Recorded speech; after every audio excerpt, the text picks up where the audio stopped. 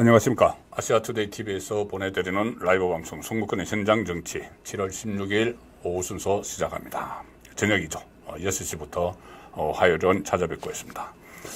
지금 댓글창에도 나오지만 전국적으로 비가 많이 지금 내리기 시작을 했고 오늘 밤 그리고 며칠 동안 계속 비가 내린다고 합니다. 비 피해 없으시기 조심하시기 바랍니다. 자, 지금 민주당 전 대표죠, 이제. 전 대표, 이제 8월 18일 되면 다시 대표가 되는데, 이재명은 지금 폭우가 기다리고 있습니다. 지금 폭우는 이미 맞고 있고, 쓰나미, 이 사법 그 위기가 드디어 이제 쓰나미가 돼서 이재명을 덮치고 있습니다. 이재명뿐이 아니죠. 민주당을 같이 덮치고 있죠. 왜냐하면은 선거법 위반 같은 경우는 434억 원, 100만 원 이상 벌금을 받으면 토해내야 되기 때문에 같이 이렇게 쓰나미가 이재명을 덮치고 있으니 이재명 쪽에서 지금 이 속도를 빨리 하고 있습니다. 무슨 속도냐? 대통령 탄핵. 이게 지금 그 구호로 하는 게 아닙니다. 실제 상황에 저는 이제 돌입했다고 어제도 말씀을 드렸는데, 자, 오늘 조금 전에 이 민주당이 또 그 여당이 불참한 가운데 단독으로 윤석열 대통령 탄핵 청문회를 지금 연다고 하고 있죠. 현실적으로는 불가능한 일인데, 그러면서 39명의 정인들을 채택을 했는데, 그리고 그때 그 용산에 있는 김용현 경호처장이나 또 그 김건희 여사나 이렇게 그 출석 요구서를 갖다 준다고 하면서 또 퍼포먼스를 한번 했죠. 막 쳐들어가듯이 현역 의원들이 가슴막 했는데, 그리고 39명을 해서 이번 금요일, 그리고 다음 주 금요일 날 탄핵 청문회입니다. 이 실제로 윤석열 대통령 탄핵 청원 청문회 이렇게 됐지만 국회에서 청원을 했다고 탄핵 청문회를 하는데 오늘 추가로 정인을 채택을 했습니다. 국민의힘은 불참을 해버렸는데 퇴장을 했죠. 그런데 여기서 누구를 또 정인으로 불렀냐 하면은 이원석 검찰총장. 자, 검찰총장은 보통 이 국회 상임위원회, 법사위원회도 잘 안 나갑니다. 왜 그러냐면은 거기서 이 국회에서 지금 현재 검찰에서 수사 중인 사안들에 대해서 질문을 하고 답변을 하면은 그것은 입법부가 검찰 수사에 영향을 미치게 되기 때문이죠. 그래서 법사위에 나오는 것도 상당히 조심스럽게 잘 조율을 해야지, 정말 필요할 때 조율을 해야지 상임위 나가는 검찰총장인데, 검찰총장을 정인으로 채택을 했습니다. 그것도 다음 주 금요일 김건희 여사를 또 정인으로 채택을 했죠. 안 갑니다. 미리 말씀드리지만 갈 필요가 없습니다. 그리고 용산도 가지 않는다고 했고, 왜냐하면 이게 청문회 자체가 불법이기 때문에, 그리고 위헌적이기 때문에. 그런데 어쨌든 이 청문회를 하겠다. 또 단독으로 하겠죠. 그 정인들 안 오더라도 자기들끼리 이제 해서 탄핵 정국을 조성하는데, 여기저기 이제 자락을 까는 그 수단 중에 하나로 청문회를 했는데, 39명을 미리 이번에 미리 이렇게 채택을 했었죠. 거기에 김건희 여사도 들어가 있고, 모친인 최은순 씨를 비롯해서 경호처장 몇 사람들 들어가 있는데, 오늘 6명을 추가로 신청을 했는데 채택을 했죠. 자기들끼리 여당은 퇴장을 하고, 이원석 검찰총장, 그리고 대통령 비서실장 정진석 비서실장, 홍초로 정무수석, 심지어 강희구 부속실장이면 대통령 일정 같은 것을 다 다루는 것이죠. 그리고 대통령 기록관장, 또 공수처 차장, 이렇게 해서 6명을 또 추가로 조금 전에 정인으로 채택을 했습니다. 자기들끼리 모여가지고. 자, 이게 한쪽으로 보면은, 이것을 한번 뒤집어서 보면은, 그만큼 이재명이 이제 다급하구나, 위기에 몰렸구나, 그 생각이 듭니다. 자, 제가 오늘 이 관전 포인트로, 시청 포인트로 제시해 드린 것이 바로 그 이야기입니다. 이재명이 얼마나 위기에 몰린 것을 직감을 했으면은 바로 탄핵으로 치고 나가는구나. 그전에는 검사 탄핵 4명의 검사를 불러서 이 청문회를 하겠다. 그리고 거기서 한 명 한 명 불러서 망신을 주고, 그리고 이 수사 방해하고 공소유지 방해하고 직무 정지시키고 막 그런 그 절차가 있었죠. 그런데 갑자기 검사 4명에 대한 탄핵은 일단 뒤로 제쳐놨습니다. 워낙 역풍도 많고 검찰 내부에서 막 그 반발들이 나고 이원석 검찰총장도 3번이나 입장 표명을 하고 하니까 제쳐놓은 상황에서 바로 이제 윤석열 대통령 탄핵으로 건너뛰는 그런 그 상황을 맞고 있습니다. 그래서 제가 얼마나 이 혼에 몰렸으면 그럴까 해서 이재명 대북 송금, 제가 썸네일에서는 일타 강사 앞에 선다 이렇게 말씀드렸는데, 대북 송금 일타 강사이기도 하고 저승사자이기도 한 신진우 부장판사 앞에 서게 됐습니다. 이게 재판을 서울로 옮겨달라고 했는데 전격적으로 어제 대법원에서 기각을 해버렸죠. 자, 그래서 본인은 잠시 후에 설명을 드리겠습니다. 왜 신진우를 그렇게 무서워하는지. 신진우 부장판사 그거 피하려고 했는데 못 피하고 그 앞에 섰습니다. 그리고 또 1심 판결들도 지금 나오는 그 일정이 잡혔고 했기 때문에 본인이 다급하니까 이 바로 윤석열 대통령 탄핵 쪽으로 해서 자락을 깔았다. 실제 그 탄핵 정국이 이미 시작이 됐다. 이렇게도 지금 말씀을 드릴 수가 있을 정도입니다. 상당히 여기저기 막 걸쳐서 추진을 하고 있는데, 자, 시청 포인트는 그 부분 하나. 이재명 대북 송금 저승사자 신진호 판사입니다. 신진호 판사 앞에 섰다. 그리고 이재명의 토사구팽당한 이준석. 죄송합니다. 이름이 이 석자가 같아서 이원석. 왜 그러냐면은 몇 차례 저도 말씀드렸고 지금 이미 이제 다 알려져 있죠. 이원석 검찰총장이 이재명 문재인 수사를 적극적으로 하지 않았다. 그런 소문들이 법조계에 파다한데, 그것은 다 이제 이재명 어떻게 보면 봐주기 수사를 지휘를 해왔죠. 그런데 이재명이 콘으로 몰리니까는 이원석을 청문회 정인으로 부르고, 만약에 청문회 정인으로 안 나오면 또 검찰총장 탄핵한다고 이렇게 할 겁니다. 그러니 이원석 입장에서는 봐주던 이재명에게 뒤통수를 맞는 격이죠. 자, 그 부분도 오늘 시청 포인트가 됩니다. 그리고 하나, 오늘 조선일보 칼럼 내용이 계속 오늘 화제가 되고 있는데, 저도 이것을 아침부터 다뤘습니다. 뭐냐면은 이재명 재판을 한명숙 전 총리죠. 노무현 정부 때 한명숙 1심처럼 해야 한다. 이런 칼럼을 하나 썼는데, 그것을 쓴 논설위원, 조선일보 논설위원이 법조 출입을 오래 한 그 기자입니다. 그래서 그것을 보니, 맞아, 이렇게 해야 되는구나. 이재명 이렇게 이 방식대로 재판을 하지 않으면은 이 나라가 정말 혼란스러워지겠구나. 그런 느낌이 드는 그런 칼럼을 썼습니다. 그래서 오늘 관전 포인트는 3가지. 이재명 대북 송금 저승사자 신진우 앞에 선다. 그리고 이재명의 토사구팽 당한 검찰총장 이원석. 이재명 재판 한명숙 1심처럼 해야 한다. 자, 전부 다 이재명과 관련된 거네요. 그만큼 이재명이 지금 이 벼랑 끝에 서 있습니다. 벼랑 끝에 서 있는데, 어제 제가 말씀드렸다시피 그래서 탄핵을, 윤석열 대통령 탄핵 정국을 만들어서 빠져나가려고 하는데, 지금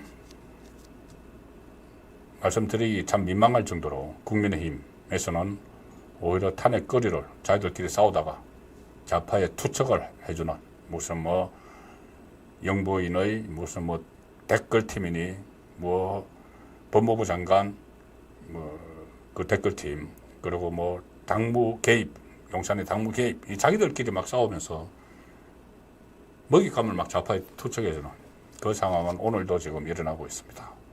안타까운 일인데, 어쨌든 지금 이재명은 그것 외에도 탄핵거리를 찾느라고 지금 혈안이 되어 있습니다. 본인이 그만큼 위기에 빠졌기 때문이죠. 자, 그래서 오늘도 이 시청 포인트를 중심으로 우선 인터넷판 그 아시아투데이 기사를 중심으로 지면 신청 분석을 해두고 행간의 뜻도 좀 읽어보겠습니다. 그리고 거기에 따른 이슈들을 집중적으로 해부를 해보는 시간을 갖도록 하겠습니다.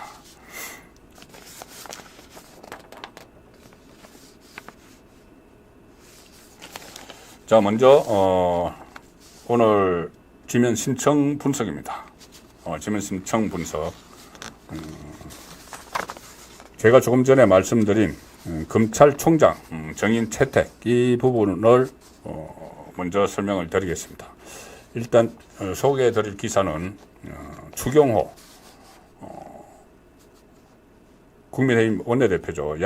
검찰총장까지 정인 채택 이 발음체함에 기가 막힌다. 자, 이런 기사가 떴습니다.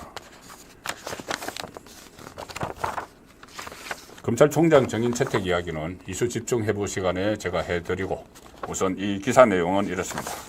추경호 국민의힘 원내대표가 이원석 법사위에서 탄핵 청문회 정인으로 채택된 데 대해서 이제 됐습니다.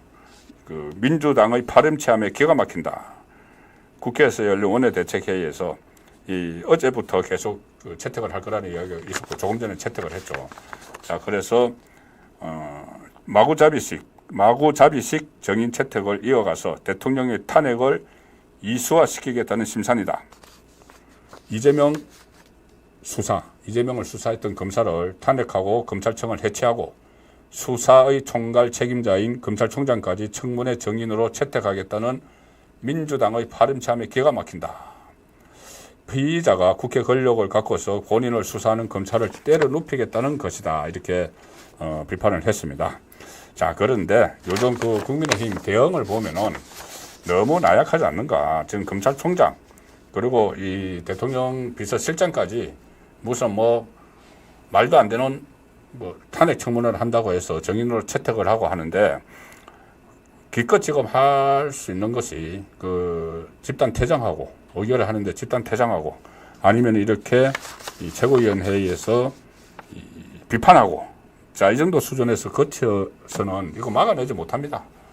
좀 더 이제 투쟁력을 발휘를 해야 되는데 원내대표부터 또 황호여 비대위도 지금 경선관리, 전당대회 경선관리는 경선관리위원회에서 하는 것이고 황호여 비대위와 추경호 원내대표는 좀 더 투사적인 그런 활동을 해야 될 때가 아닌가. 이게 상당히 이 위기의식을 느끼지 못하는 것 같은데 저는 이것을 계속 추적을 하고 있기 때문에 국민의힘 지금 최대 위기라고 느끼고 있습니다. 안팎으로 위기죠. 안으로는 전당대회 지금 거의 자해극을 넘어서 내전 상태로 들어가 있고 밖으로는 이재명이 본인의 이 구속 방탄을 위해서 구속을 막기 위해서 지금 대통령 탄핵 이 기류로 전국을 급속히 전환시키는 그런 상황입니다. 하나씩 말씀을 드릴 텐데 일단 검찰총장 정인 채택 이야기는 다시 자세히 드리겠습니다. 자, 두 번째 소개해드릴 아시아투데이 기사는 조금 전에 제가 잠시 말씀을 드렸는데 이겁니다. 이재명 대북 송금 사건 대장동 재판에 병합 안 한다. 이재명이 꼼수를 썼죠. 자, 자기 대북 송금 사건 기소가 됐죠. 그 기소를 해서 배당이 됐는데 수원지법에 형사 합의보가 2개가 있습니다. 근데 그 중에서 하필이면 이제 이재명의 운이 다한 거죠. 저는 운이 다 있다고 보는데 하필이면은 이화영에게 9년 6개월 중형을 때린 김성태에게 3년 6개월 실형을 선고한 바로 그 재판부 신진우 재판부 그걸로 배당이 됐습니다. 그러니 이거를 서울에 지금 3개나 받고 있는데 그걸로 옮겨달라 했는데 대법원 일부가 기각을 해버렸습니다. 이게 대법원에서 결정을 합니다. 왜냐하면 서울중앙지법과 수원지법, 이제 수원지법에 있는 걸 서울중앙지법으로 옮겨달라고 했죠. 그러면 이제 공통된 상급 법원에서 하니까 대법원에서 하는데 대법원에서 이것을 접수한 지 2주 만에 그리고 대법 일부에 배당한 지 사흘 만에 전격적으로 안 돼! 해버린 겁니다. 원래 이렇게 병합을 신청을 하면은 이 재판부에서는 피고인 편의를 봐주는 피고인의 편의를 우선으로 해서 판단한다고 합니다. 그러니까는 이재명이 내가 서울에서 중앙지법에서 3개나 재판을 받고 있고 그리고 수원지법에 하나 있는데 합쳐주면 고맙겠소. 왜냐? 내가 지금 그 여의도에 있는 민주당 당사에도 있어야 되고 국회에도 있어야 되고 서초동까지는 한 14km 정도 걸리는데 이 수원까지 갔다 오려면 43km인가 뭐 그렇게 되기 때문에 합쳐주면 좋겠소. 이게 만약에 편의를 그 피고인 편의를 우선으로 한다면 그렇게 해줄 수도 있겠죠. 그런데 이게 정치적인 목적이 다 있다는 것을 대법원이 간과를 한 겁니다. 간과를 해서 안 돼! 한 거죠. 이재명 서울중앙지법에서 진행 중인 대장동 사건에 병합해달라 신청했지만 대법원에서 기각했다. 자, 서울중앙지법에서 진행 중인 사건이 대장동, 백현동, 그 성남FC 위례신도시 4개가 합쳤습니다. 합친 게 사건이 하나 있고 하나는 위정교사 사건이 하나 있고 하나는 이 공직선거법이 있고 이렇게 있는데 하필 서울중앙지법 3개 중에서도 시간이 오래 걸리는 4개가 같이 묶여있는 여기다가 그 배당을 해달라고 한 겁니다. 그러니 이 재판이 이거 언제 끝날지 모르는데 내가 그 병합을 해달라고 한 거죠. 그러니 대법원에서 다 알죠. 아, 이거 시간 끌기구나. 또 하나는 이 수원지법이 무섭구나. 자, 그래서 안 돼. 바로 기각을 해버렸습니다.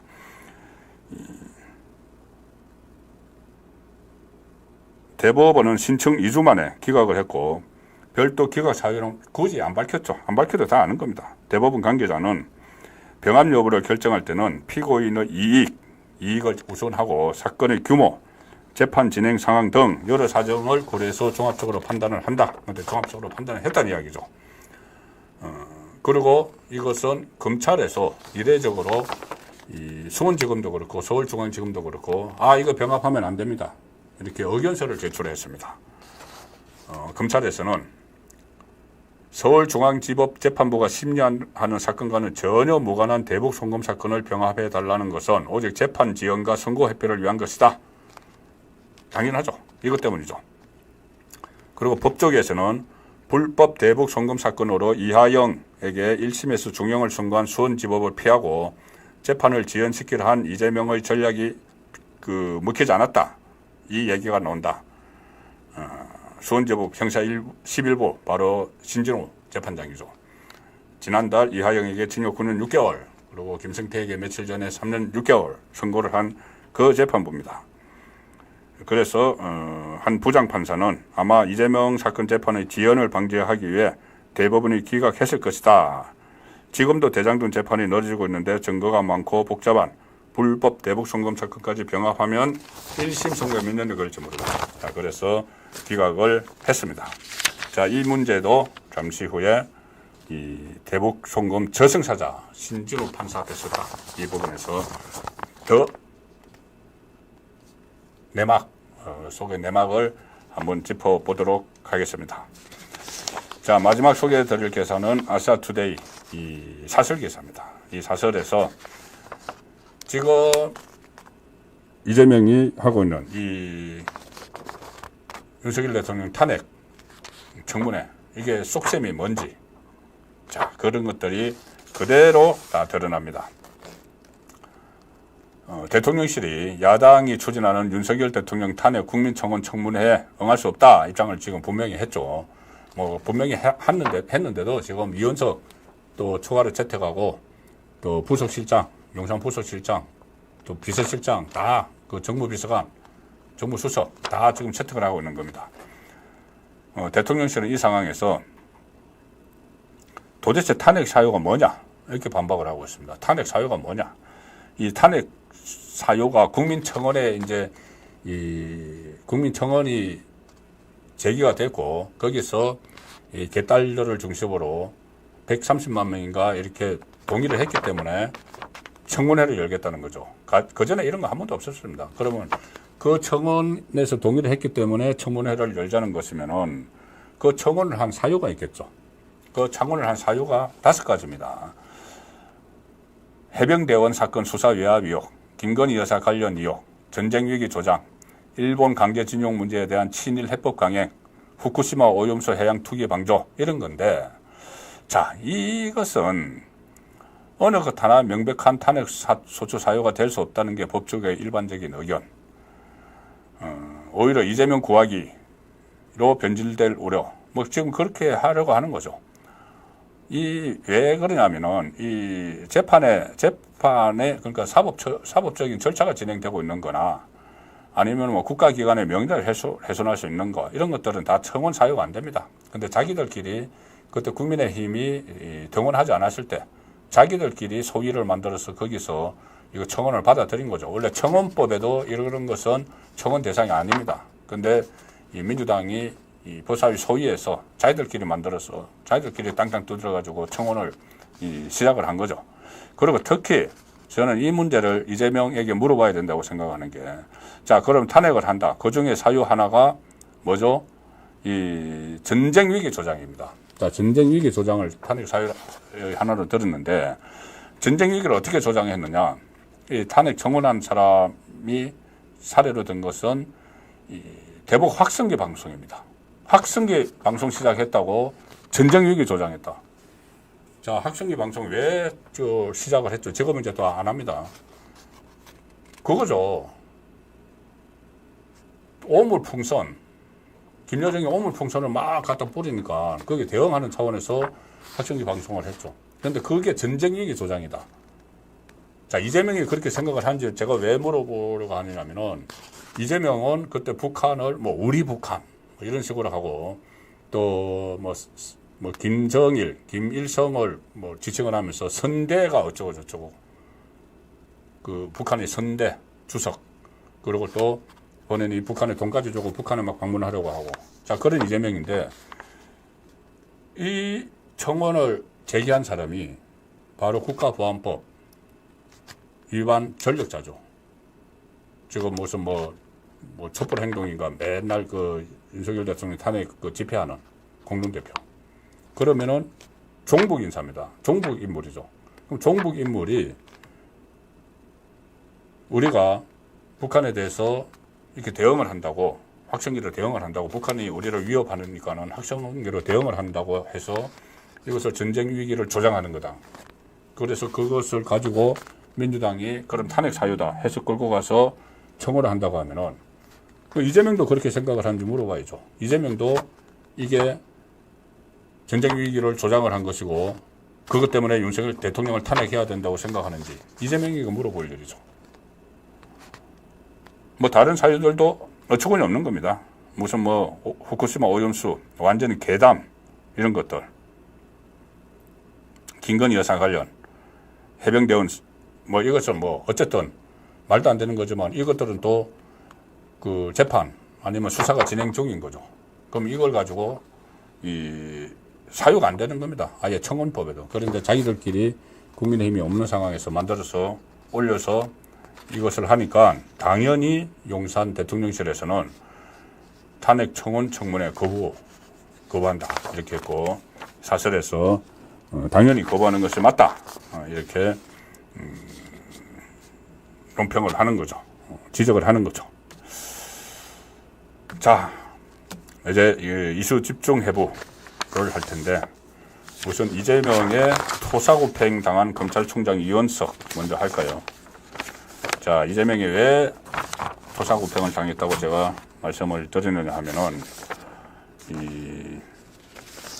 이원석은 제가 계속 말씀을 드리고 있지만 또 저뿐이 아니고 이 법조계에서는 소문이 파다합니다.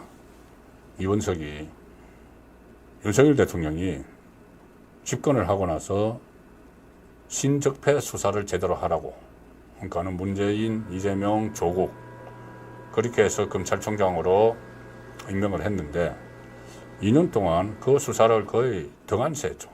등한시 했을 뿐이 아니고 어떻게 보면은 이 방해를 했다는 말이 많이 있습니다.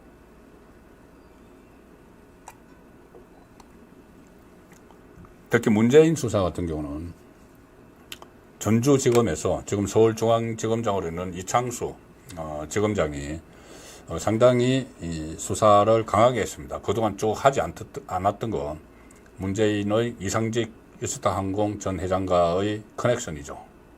뭐 2억 원 이상을 태국으로 이주하는 문대에게 지원을 했다, 이런 의혹들, 여러 가지 의혹들이 있는데, 그걸 다 청와대 당시 관련자들 또 관련 장관들 이까지 전부 다 불러가지고 수사를 다 마무리하고 문재인에 대한 수사를 들어가려고 하는데 그걸 막았다. 이원석이 막았다. 그런 이야기들이 있었죠. 그리고 이재명에 대한 수사도 영장 청구, 유창훈 영장판사가 기각을 했는데 다시 수사를 보강해서 재청구해야 된다는 수사검사들의 의견을 묵살을 했다. 그리고 오히려 김건희 여사 수사를 지시를 했다. 자, 서울중앙지검 형사 1부가 고소고발을 담당하는 부서입니다. 거기에 이 김건희 여사 거에 하나가 있고, 디올 파우치, 그 고소고발된 게 김정숙 관련 3개가 있었습니다. 그런데 김정숙 관련은 뭐 특활비 감봉권, 무슨 뭐 또 그 타지마할, 또 샤넬 의상 뭐 이런 거죠. 근데 그것은 그대로 놔두고 김건희 여사 거만 딱 꺼내가지고 이거 수사하라고 당시 서울중앙지검장에게 지시를 했죠. 전담반 만들어라. 이렇게 해서 지금 무슨 뭐 그렇게 해서 수사를 하는데도 민주당이 왜 김건희는 압수수색 안 하니 막 이렇게 또 빌미를 제공을 했습니다. 그 이원석 검찰총장인데, 그것이 이원석 검찰총장이 나중에 이 민주당 공천받아서 정치하려고 하는 것 아닌가, 이런 말까지 들었죠. 자, 그런데 이원석 검찰총장이 이 민주당에서 검사 3명을 탄핵 발의를 하니까는 그때는 뭐 가만히 있을 수가 없죠. 본인이 검찰 조직이 지금 다 무너지는 상황인데 지금 검찰청 해체한다고까지 나오고 있지 않습니까? 그리고 이재명을 수사했던 검사들을 특검하겠다. 특별검사를 민변 출신 좌파 변호사를 임명을 해서 검찰청 검사들을 수사하겠다. 이런 이야기까지 나오니 이원석 검찰총장이 어쩔 수 없이 입장을 한 3번 발표를 했죠. 그리고 이재명 1인을 지키기 위해서 탄핵하는 것 아닌가, 검사들을. 자, 그렇게 공격을 했을 때 이재명의 스피커들, 지금 박찬대를 비롯해서 뭐라고 조롱을 했냐면은 이원석에게, 이원석은 식물총장인데 뭘 지금 그런 입장을 말을 하느냐. 그리고 김건희의 애완견, 이렇게까지 조롱을 했습니다. 자, 그런데 그렇게 되면 이제 그때 제가 토사구팽이라는 말을 한번 썼습니다. 아니, 이원석은 이재명 봐주려고 그렇게 했는데 입장문 발표했다고 검사 탄핵을 하니까는 검찰총장이 가만히 있을 수가 없죠. 일선 검사들이 부글부글 끓어서 막 폭발을 막 하고 있는데, 검찰 그 내부통신망 이프로스에도 막 글에 올라오고 있는데 가만히 있을 수가 없죠. 그것이 입장문 발표를 했다고 막 애완견, 김건희 애완견 이렇게 막 조롱을 하고 야유를 해서 그때 이미 토사구팽이 됐죠. 자, 그런데 오늘 다시 청문회에 정인으로 민주당이 채택을 했습니다. 정인으로 나오라고 한 이유가 김건희 여사 수사 제대로 안 한다고. 본인은 그 개변에 있어서 김건희 여사 것만 꺼내가지고 수사 지시를 했는데 그게 편파적인데 왜 그 다음에 압수수색이나 이런 거 막 하지 않냐고. 김건희 여사를 청문회 정인으로 부른 다음 금요일에 같이 나오라. 이게 말이 되는 이야기입니까? 다른 건 다 놔두고 검찰총장은 검찰에서 수사를 이제 하고 있는 김건희, 어떻게 보면 뭐 수사 대상이죠. 그런데 검찰총장은 수사 대상을 국회에다가 불러놓고 왜 수사 제대로 안 하는가? 말이 안 되는 이야기죠. 본인들도 그런 그림이 안 그려질 줄 압니다. 왜냐하면 출석 안 할 거기 때문에. 이게 헌법하고 법률을 무시한 거니까는 응하지 않죠. 그러면 이제 안 열릴 걸 알지만은 이렇게 여론전을 하는 거죠.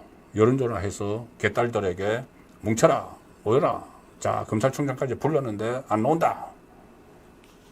그럼 이원석 입장에서는 본인이 그렇게 어떻게든 이게 봐주려고 했던 그 이재명에게 뒤통수를 한 대 맞는 그런 지금 기분 아닐까 싶습니다.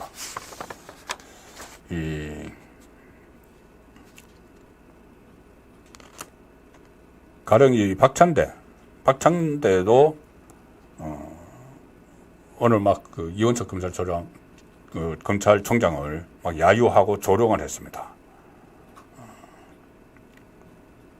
국회의원들은 숱하게 조사해놓고 권력 앞에서는 알아서 기는 거나 기고 있나 알아서 기고 있나 권력 앞에서 국회의원들 아니 돈봉투 받은 사람들 그거 수사했고 지금 여기서 말하는 국회의원들은 이재명을 이야기하겠죠.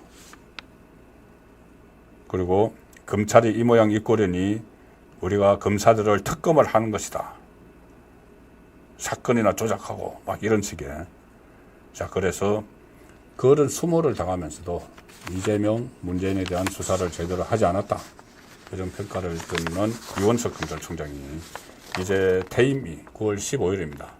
이미 후임 검찰총장 추천위원회가 발족이 됐죠. 정상명 전 검찰총장이 위원장으로 물색을 하고 추천을 받고 있는데 9월에 이제 물러날 이원석 검찰총장이 이 막바지에 어떻게 보면은 민주당에 의해서 굴욕을 당하고 있는 거죠.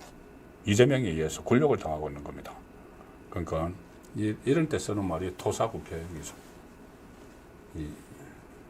사냥할 때 잘 써먹었던 사냥개를 사냥이 끝나고 나서 토끼를 잡고 나서 삶아 먹는다.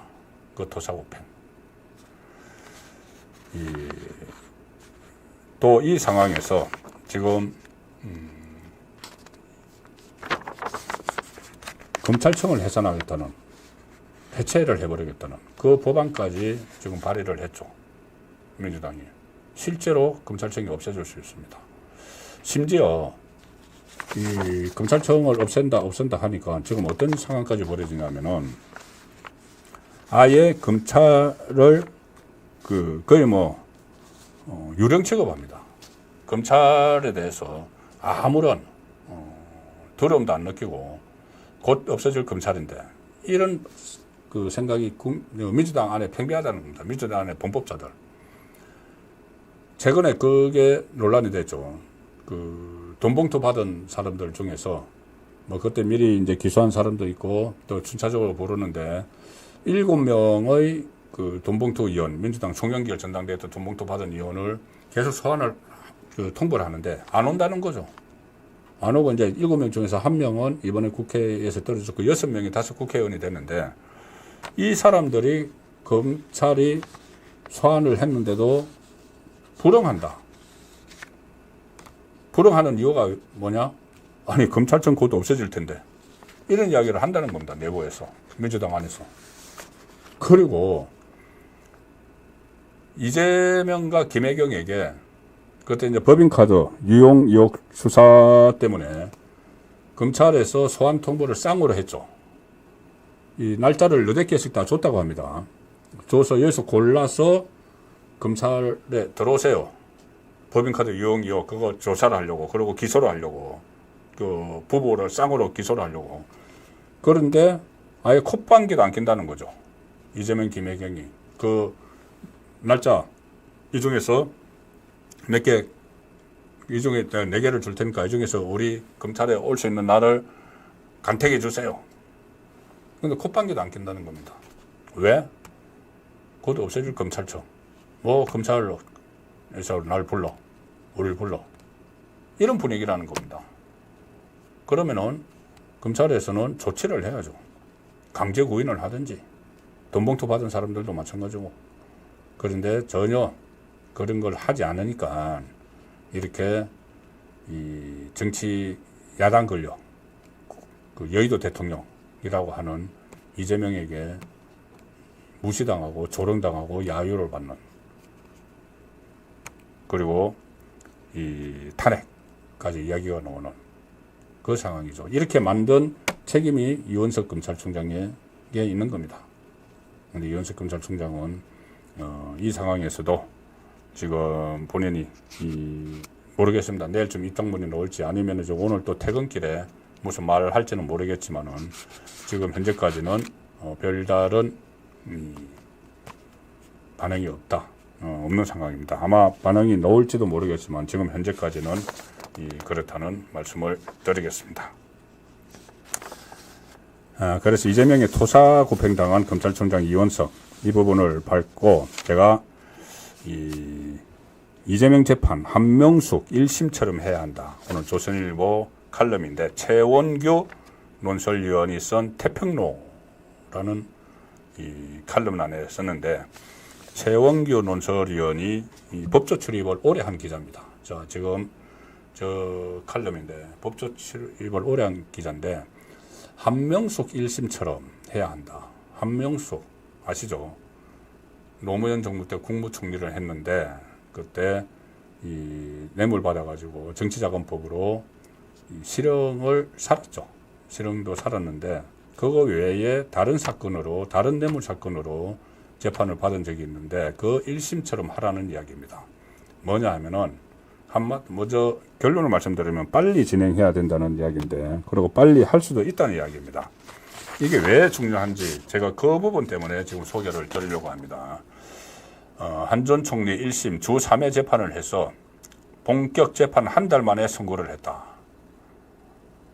이 전 대표 사건도 집중심리 필요, 대선 전 확정 판결에 혼란 막아야 이건데 자 뭐냐면은 한명숙 사례는 이겁니다. 한명숙이 2010년에 이 기억에 남는 재판이라고 합니다. 저 법조 출입을 오래 했기 때문에 2010년에 뇌물 사건 1심 재판이 있었는데 인상적이었던 게 재판 속도.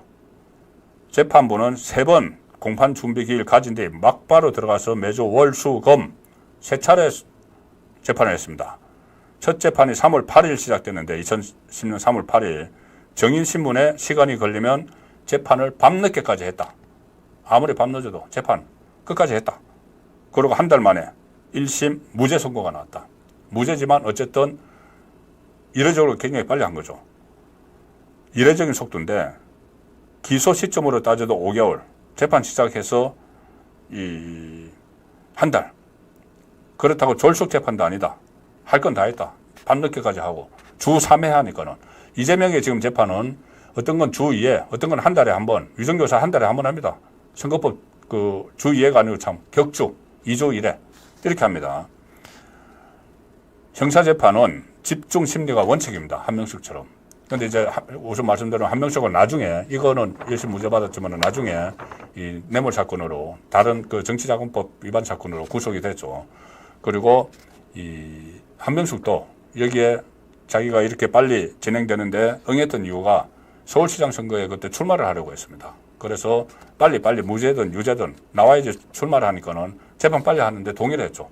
그러면 이재명도 자기가 이 사건이 조작됐다고 다 이야기하지 않습니까? 사건이 조작된 거다. 그러면 사건이 조작됐으면은 자기가 빨리빨리 재판을 하자고 해서 빨리빨리 결론이 나와야지 자기가 대통령 선거에 또 나갈 수가 있는 거죠. 한명숙이 서울시장 선거에 나가기 위해서 빨리빨리 해달라고 한 것처럼. 자기도 무죄가 확신하면은 빨리빨리 해달라고 해야 되는 겁니다. 그런데 계속 재판을 미루고 있는 거죠. 그래서 이제 그걸 미루면 어떤 결과가 나는지를 제가 소개해 드리려고 하는 건데, 일단 재판, 저도 이거 처음 알았습니다. 형사재판은 집중심리가 원칙이고 부득이한 사정이 없는 한 재판을 매일 열어야 한다. 매일 열어야 한다. 부득이한 사정이 없는 한 형사소송법에 규정이 되어 있다고 합니다. 그런데 이 한명숙 사건은 재판부가 원칙에 충실했던 거죠. 매일 정도는 아니지만은 월, 수, 검 열었으니까는. 그리고 한명숙 협조되어 있었다. 그해 6월 서울시장 선거에 출마할 뜻을 밝혔기 때문에 선거 전에 결론을 내달라고 재판부에 요청을 했고 검찰도 미룰 이유가 없다. 그래서 이렇게 결론이 속전속결로 나왔는데, 그런데 이런 신속한 재판에 요즘은 거의 없다. 자, 제가 좀 전에 말씀드렸죠. 부득이한 사정이 없는 한 재판을 매일 열어야 한다. 그런데 이 법에는 부득이한 사정으로 재판을 매일 열지 못할 때는 다음 공판 기일을 14일 이내로 잡아야 한다. 이렇게 되어 있는 예외 조항이 있는데, 지금은 특히 이재명에 대한 재판이 이 예외가 마치 원칙처럼 돼서 재판이 하염없이 늘어지고 있다. 판사들이 사실상 법을 안 지키고 있다. 여기다 특히 이재명 재판 같은 경우는 이 1심 선고를 하면은 개딸들에게 좌표가 찍혀서 막 괴롭힘을 당하고 이 문자 폭탄을 받으니까 막 판사들이 폭탄 돌리기 식으로 좀 하고 있는 겁니다. 자, 그래서 이렇게 이재명 선거법 위반 사건은 2조에 한 번, 위정교사 사건은 거의 한 달에 한 번 재판을 열었는데, 이 두 사건은 일단 10월 중에 1심 선고가 나오죠. 그런데 이렇게 비교적 간단한 사건인데도 위정교사는 기소 1년 만에, 선거법은 약 2년 만에 1심 판단이 나오는 겁니다. 판사들은 부담 때문에, 사건 부담 때문에 집중 심리가 어렵다고 하는데, 이렇게 만약에 이렇게 하면 된다는 겁니다. 그렇게 어려우면은, 여러 가지 가중되면은, 그러면은 이재명 사건의 재판을 맡고 있는 그 재판부에는 다른 사건을 배당하지 않는 방법도 있다는 거죠. 그래서 집중적으로 심리를 할 수 있게. 자, 왜 그렇게 해야 되는지가 중요합니다. 왜 그렇게 해서 이재명을 무슨 법대로 처벌을 하고 구속시키고, 이것도 중요하지만은 그것보다 더 중요한 게 혼란을 막기 위해서라는 거죠. 혼란을 막기 위해서. 이재명의 지금 최대의 그 재판 전략은 그전에는 총선 전에 모든 1심이 나오지 않도록 하는 거였는데, 이제는 다음 대선 전에 3년 남은 대선 전에 모든 대법원 확정 판결 안 나오도록 하는 것이죠. 모든 대법원 확정 판결 안 나오도록 하는 것인데, 이거 지금 그 꿈은 깨지고 있습니다. 이 선거법이 제가 말씀드린 대로 내년 봄에 나올 수가 있습니다. 대법원. 어쨌든 그 전략이 만약에 이재명의 전략이 먹힌다면은 상당히 곤란한 상황이 하나 발생할 수도 있다. 뭐냐면은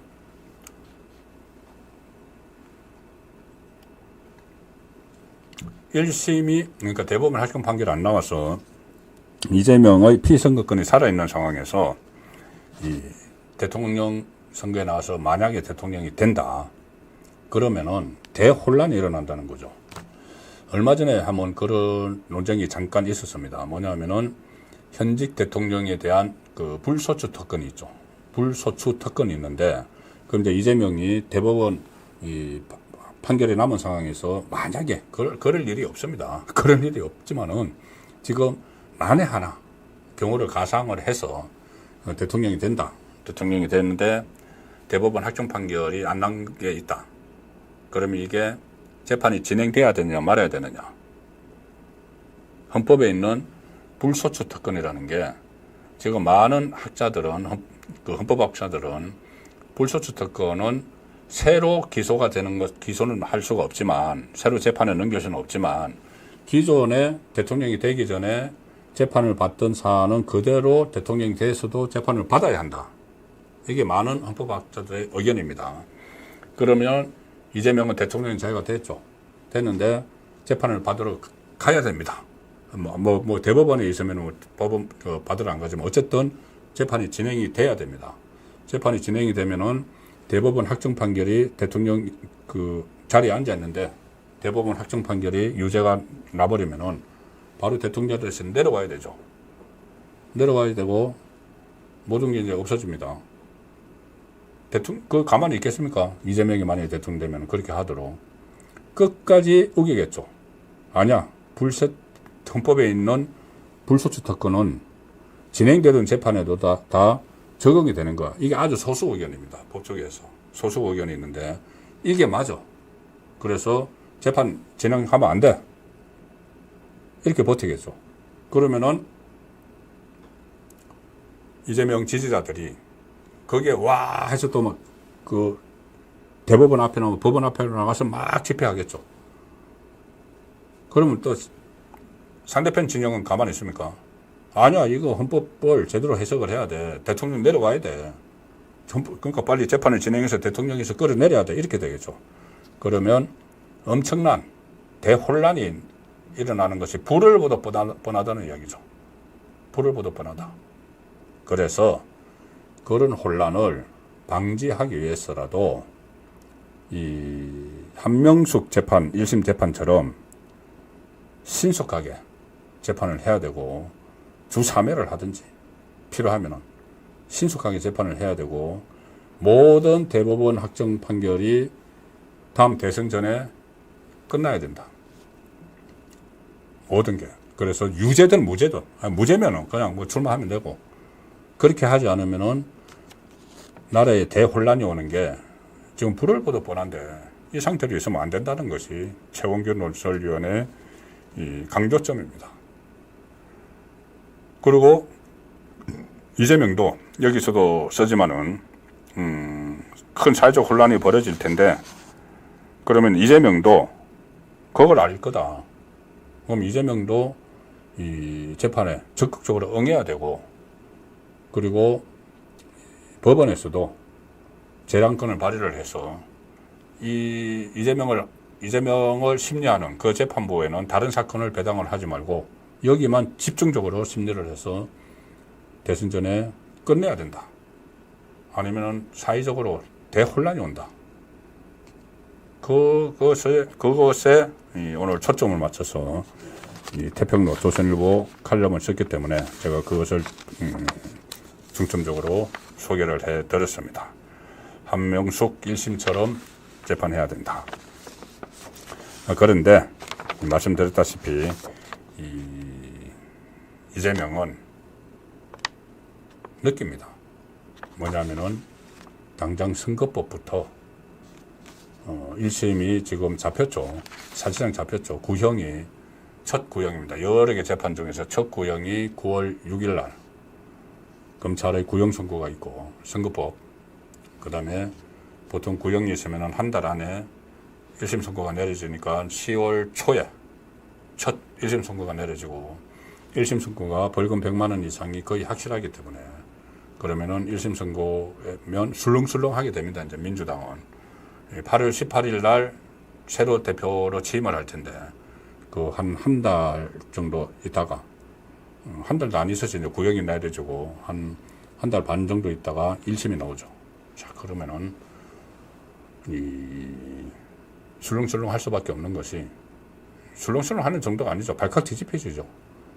이재명도 이재명이지만은 434억 원을 토해내야 되는데, 그래도 그때까지는 그러겠죠. 대법원까지 기다려봐야 돼.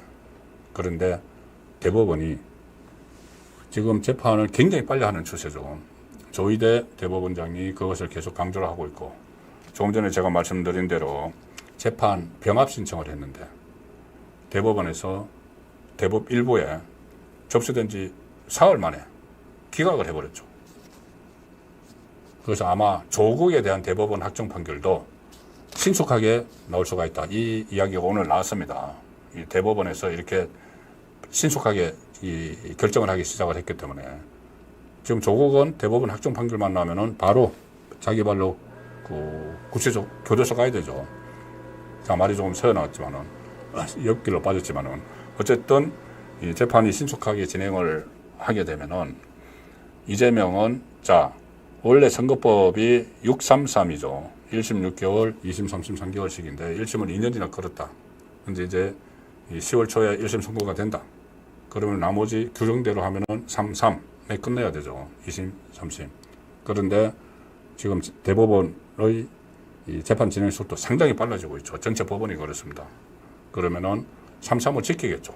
안 지킬 수가 없습니다. 그러면은 2심이 내년 1월, 그 다음에 대법원 확정 판결이 내년 4월, 다 지켜도 3개월 다 채워도 내년 봄에 이재명이 대법원 확정 판결이 나옵니다.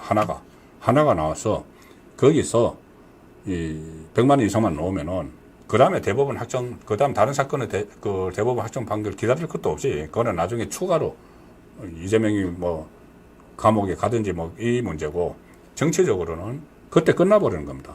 내년 봄에 끝나버리는 거죠. 피선거권이 없어지고 민주당은 대혼란에 빠지고 434억 물어내야 되니까 그거 보존받은 거. 그렇기 때문에 이재명이 지금 갑자기 전국을 윤석열 대통령 탄핵 전국으로 돌려서 속전속결하기 위해서 탄핵 작업을 뭐 청문회를 하겠다 하고, 또 지난 토요일에 뭐 박찬대 하고 뭐 항우나 조국당 하원하고 또 좌파 단체들하고 집회를 열어가지고 탄핵 이야기를 막 했죠. 그때 이재명도 바닥에 앉아가지고 피켓 들고 이러고 흔들고 있었습니다. 자, 그런 이제 조금 전에 말씀드린 그런 사법부의 시간이 굉장히 빨라지니까 이재명도 갑자기 속도를 내기 시작하는 그 상황에서 탄핵 정국이 서서히 조성이 돼 간다. 그렇게 정리를 해 드리겠습니다. 자, 오늘 시청 포인트. 어쩌면 이게 또 이재명으로서는 가장 겁날지도 모릅니다. 조금 전에 말씀드린 그 부분도 물론 있지만은 선거법에서 벌금 100만 원이 안 나올 수도 있다. 이 기대를 많이 하고 있죠, 민주당에서는. 그리고 아마 그때 선거할 때 되면은 아마 개딸들을 중심으로 법원 앞에서 난리를 칠 겁니다. 그러면 이제 본인도 빠져나갈 수 있다고 생각을 할지도 모르죠. 벌금 한 80만 원. 그런 사례들이 있죠. 그런데 벌금 80만 원으로는 도저히 때릴 수 없는 양형 기준이 있지만 이제 그런 식으로 시도는 하겠죠. 이재명 쪽에서. 그런데 거기에 전혀 시도 안 먹힐 재판부 앞에 이제 이재명은 서야 됩니다. 바로 신진우 부장판사. 이 신진우 이제 판사가 무섭고 또 시간을 끌기 위해서 서울중앙지법으로 사건을 병합시켜달라 했는데 NO 해서 기각이 됐죠. 그럼 이제 다시 신진우 부장판사 앞에 서야 되는데, 자, 신진우 부장판사가 제가 대북 송금 사건 1타 강사라고 말씀을 드렸죠. 이화영, 김성태, 이재명 이 세 사람이 대북 송금 사건의 세 축이죠. 자, 이재명은 돈을 받은 자입니다. 제3자 뇌물죄. 본인이 직접 받은 건 아니지만은 본인을 위해서 돈을 준 자, 김성태가 북한으로 보냈기 때문에 제3자 뇌물죄가 되는 거죠, 이재명은. 자, 어쨌든 돈을 받은 자, 돈을 준 자, 이화영, 지금 김성태, 자기 돈 썼으니까, 김성태. 그 돈을 대신 내주라고 중간에서 일종의 브로커 역할을 한 이화영, 이 세 축이 있죠. 이제 공범들인데, 그 중에서 돈을 준 자, 돈을 받은 자, 그 중앙에 이화영, 브로커 역할을 했다. 이렇게 제가 표현을 시켜드리겠습니다. 이 세 사람이 각각 재판을 받는데, 이 세 사람의 재판장이 전부 다 신진우 부장판사가 됐습니다, 이제. 마지막에 이재명은 피하려고 했는데, 대법원에서 안 돼! 그대로 받아! 했죠. 왜 저승사자인가? 이화영 재판을 1년 8개월을 했습니다. 1년 8개월 동안 심리를 했기 때문에 그때 이화영이 또 재판 질질 거려고 법관 기피 신청하고 했습니다. 그래서 그래도 1년 8개월을 해서 징역 9년 6개월을 때렸죠. 그 다음에 이제 돈을 중간에 있는 이 브로커에게 9년 6개월 실형을 선고를 했습니다. 물론 9년 6개월 안에는 본인의 어떤 뇌물 받은 거, 다른 거, 쌍방울에 개인적으로 뇌물 받은 거 이런 것도 있지만 어쨌든 9년 6개월 안에는 대북 송금도 들어가 있죠. 그 다음에 최근에 돈을 준 자가 3년 6개월 형을 받았습니다. 그것도 다른 혐의도, 다른 제목도 들어가 있지만 어쨌든 대북 송금도 들어가 있습니다. 그러면 상식적으로 생각해도 같은 판사가 돈을 준 자, 중간에서 매개 역할을 한 브로커, 둘 다 죄가 있다고 1심 선고를 했는데 돈을 받은 자가 무죄가 나올 수가 없겠죠. 다 일맥상통한 그 판결문 안에도 다 연결이 되어 있는데, 그래서 이제 1심 유죄가 확실한데 돈을 받은 자는 형량이 더 많죠. 1억 원 이상 받았으면 특가법인데, 특가법은 제3자 뇌물죄 특가법은 10년 이상 유기징역이나 무기징역입니다. 그런데 대북 송금이 800만 달러니까 100억이 넘습니다. 그러면 이제 이재명은 큰일 난 거죠, 한마디로. 이 재판이 또 신속히 진행된다. 집중 심리. 집중 심리로 이것을 할 가능성이 있다. 왜 그러냐면은 지금 어차피 이 사건이 좀 복잡합니다. 이 대북 송금하는 과정에서. 그리고 얼마 남지가 않았습니다. 그 신진호 부장판사의 임기가 물론 이 임기를 더 늘릴 수도 있죠. 저번에 이 조국 재판부가 한 4년 6개월인가 있죠. 그래서 그것처럼 넘길 수도 있지만 일단은 내년 초가 임기가 되는데 그때까지 집중 심리를 할 수도 있다는 거죠. 그러면 이재명은 수원으로 매주 이상 일주일에 2번 정도도 막 왔다 갔다 할 수가 있습니다. 그렇게 되면 이게 결정이 빨리 되면은 내년 봄에 신진호 부장판사가 가기 전이라도 1심 판결이 나올 수 있다. 그럼 이거는 만약에 1심 판결이 나오면은 이 한 사람은 3년 6개월, 한 사람은 9년 6개월. 그러면은 실형이 분명하죠. 집행유예가 없는 실형이면은 법정 구속이 가능합니다.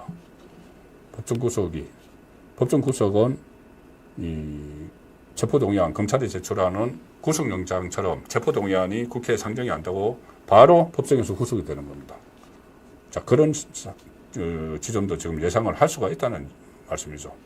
왜 그러냐 하면은 또 신진호 부장판사가 대북송금 저승사자이기도 하지만 성남 지역의 토착비리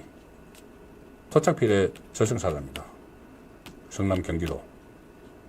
이 김만배를 처음 구속한 사람이 김만배는 그때는 구속은 하지 않았지만은 1심에서 유죄 확정 판결을 내린 사람이 신진호 판사입니다. 그리고 이재명의 후임자 은수미 성남시장 후임자 은수미를 지금 나오네요. 신진호 부장판사 가고 은수미 김만배 됐을 때 은수미를 정치자금법 위반으로 법정 구속을 한 판사입니다. 그렇기 때문에 지금 신진호 판사 앞에 이재명은 섰고 신진호 판사는 대북송금 저승사자일 뿐 아니라 대북송금 일타 강사다.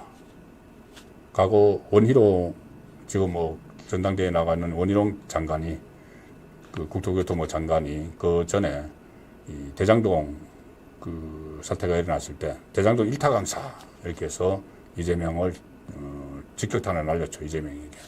이 대북송금 누구보다도 구조를 잘 알고 있는 사람이 신진호 부장판사고 그 신진호 부장판사 앞에 이재명은 주 2회든 수원까지 가서 법대에 서야 되는 그런 상황에 빠져 있습니다. 그렇기 때문에 본인이 더욱더 지금 탄핵 정국을 조성을 하려고 하는 상황이죠. 그 자락을 깔기 위해서 이것저것 다 시도를 하고 정말 한 번도 해본 적이 없는 탄핵 청원 청문회를 하겠다. 그 다음에 거리 집회, 길에서 박찬대, 황운하는 이런 말까지 했습니다. 황운하가 어떻게 보면 더 급하죠. 조국은 바로 대법원 확정 판결만 나오면은 구속돼야 되고 황운하도 지금 이 울산시장 선거 불법 개입 혐의 그 사건으로 1심에서 징역 3년을 받은 사람입니다. 여기도 2심하고 대법원 거치면 바로 구속될 사람이죠. 그런 황운하가 거리 집회에서 탄핵을 이야기하면서 뭐라고 했냐면은 이 아스팔트에 찬바람이 들기 전에 탄핵하겠다. 그러니까 겨울 되기 전에 윤석열 대통령 탄핵하겠다는 이야기를 버젓이 지금 하고 다닙니다. 그 상황에서 이제 탄핵을 그냥 할 수는 없죠. 그래서 탄핵 건수를 찾으려고 최상병 특검법을 하는 겁니다. 최상병 특검법을 하려고 하는데 그래서 직권 남용을 찾아내야 되는데 이게 대통령 거부권으로 안 되니까 이 상설특검 쪽으로 눈을 돌려가지고 또 꼼수를 부려서 상설특검에 이 특검 임명권을 민주당이 가져가는 그쪽으로 또 국회 규칙을 고친다 이렇게 하고 있죠. 모든 길은 탄핵으로 통한다. 윤석열 탄핵. 이재명 조국 살기 위해서. 그런데 탄핵거리가 마땅치 않다. 그게 이재명의 고민입니다. 그런데 지금 국민의힘 안에서 내전을 벌이면서 확인되지도 않은 사안들을 가지고 막 탄핵거리를 던져주고 있습니다. 뭐 영부인의 뭐 당무 개입이니 자기들끼리 지금 그렇게 이야기를 하고 있죠. 그리고 뭐 댓글팀 이런 걸 하니까는 민주당이 양문석 같은 사람들이 덥석덥석 받아가지고 이걸 또 확대 재생산시키고 좌파 매체들이 아 이거 탄핵감이야. 탄핵거리가 막 가뜩이는 없는데 이재명은 자기 살기 위해서 탄핵거리를 찾아야 되는데 없는데 확인되지도 않은 내용들을 가지고 막 던져주니 이재명이 벼랑 끝에서 뒤돌아보면서 씩 웃고 있는 그 모습이 저는 계속 떠오릅니다. 어제도 말씀을 드렸지만 오늘도 떠오릅니다. 일주일 남았는데 저는 이 생각 같아서는 4명의 그 경선 후보들이 일단은 유세 중단 이거 도저히 끝나면 큰일 난다. 유세 중단 선언이라도 했으면 싶지만 뭐 TV 토론 예정된 것도 있고 이런 상황입니다. 그러면은 어쨌든 TV 토론 정도는 그 하더라도 유세에서 좀 가격한 행동을 좀 자제를 시키는 어제 뭐 거의 뭐 폭력 사태 비슷하게 있었죠.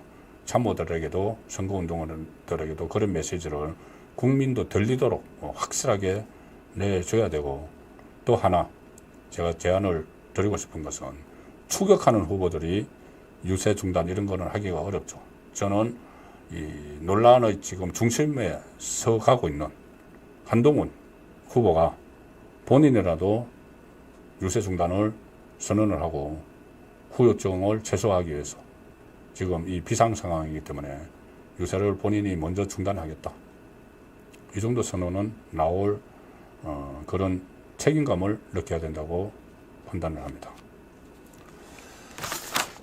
자, 7월 16일 비 오는 밤에 보내드린 송국근의 현장 정치는 여기서 마무리하겠습니다. 금요일 오후 6시에 다시 송국근의 현장 정치로 찾아뵙도록 하겠습니다.